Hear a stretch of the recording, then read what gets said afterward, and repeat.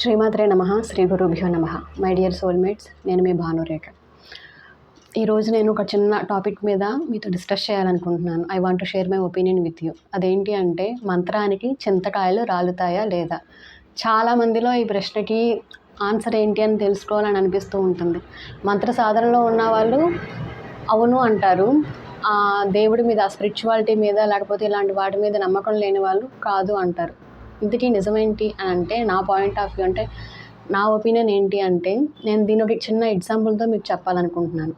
నిజంగా ఒక మంత్రాన్ని స్వీకరించి ఆ మంత్రదేవత పట్ల భక్తితో, శ్రద్ధతో నిత్యము అనుష్ఠానం చేస్తూ, అంటే రోజు మానకుండా మంత్రజపం చేసుకుంటూ, అది వెంటనే కూడా సిద్ధించదు. చాలా సంవత్సరాల పాటు చేయడా ఏదో ఒక టైంకి ఆ మంత్రదేవత మిమ్మల్ని అనుగ్రహించింది అనుకోండి. ఆ మంత్రదేవత ప్రత్యక్షమయ్యింది.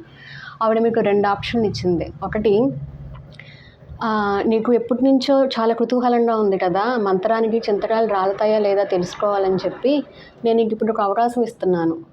నువ్వు నీ మనసులో ఉన్న కుతూహలాన్ని తీర్చుకోవాలనుకుంటున్నావా? లేదు అంటే, నీ ఫ్రెండ్ కానీ అతను నిన్ను ఎనిమిగా ఫీల్ అవుతున్నాడు, కానీ అతను ఇప్పుడు చాలా కష్టాల్లో ఉన్నాడు, అతనికి సహాయం అవసరం. నువ్వు అతని కష్టాలు తీరాలి అని చెప్పి కోరాలనుకుంటున్నావా? 2 ఆప్షన్స్. రెండిట్లో నీకు ఏది రావాలంటే అది చూస్ చేసుకోవచ్చు. రెండిట్లో నాకు ఏదైనా ఇబ్బంది లేదు అని చెప్పి ఆ దేవత మీకు ఒక ఛాన్స్ ఇచ్చారు.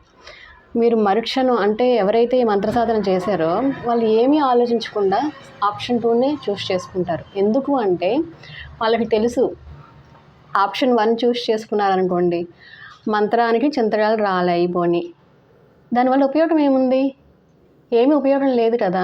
కానీ అతను మిమ్మల్ని ఎనిమిగా భావించినా మీరు అక్కడ ఫ్రెండా ఎనిమినా మీరు అవి ఏమి చూడకుండా ఒకటే అనుకుంటారు. ఒకళ్ళు కష్టంలో ఉన్నారు, వాళ్ళకి సహాయం అందితే వాళ్ళతో పాటు వాళ్ళ ఫ్యామిలీ అంతా కూడా మంచిగా బాగుంటారు. అది మంచి పని చేస్తున్నా, అది ఒక మంచి కర్మ కింద క్రియేట్ అవుతుంది, గుడ్ కర్మ కింద. అంటే అది పుణ్యం ఇస్తుంది.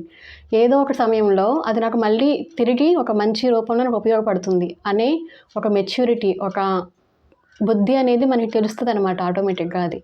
సో ఇంకా అసలు ఈ ఆప్షన్ వైపు వాళ్ళ దృష్టి అసలు ఉండదనమాట. ఆటోమేటిక్గా సెకండ్ ఆప్షన్ని చూస్ చేసుకుంటారు. ఇప్పుడు ఆన్సర్ మీకే తెలిసి ఉంటుంది. చింతకాయలు రాలుతాయా మంత్రానికి అంటే రాలుతాయి, కానీ ఆ సాధనలో ఉన్న వాళ్ళు ఎవరు కూడా వాళ్ళ ఎనర్జీని వేస్ట్ చేసుకోవాలి అని చెప్పి అనుకోరు. అది ఏదో ఒక రకంగా ఒక మంచి పనికి ఉపయోగించాలి అనుకుంటారు. ఎందుకంటే వాళ్ళకి తెలుసు అది మళ్ళీ వాళ్ళకి ఉపయోగపడుతుంది అని. ఇదే నేను మీకు చెప్పాలనుకుంది. Thank you so much. Gratitude.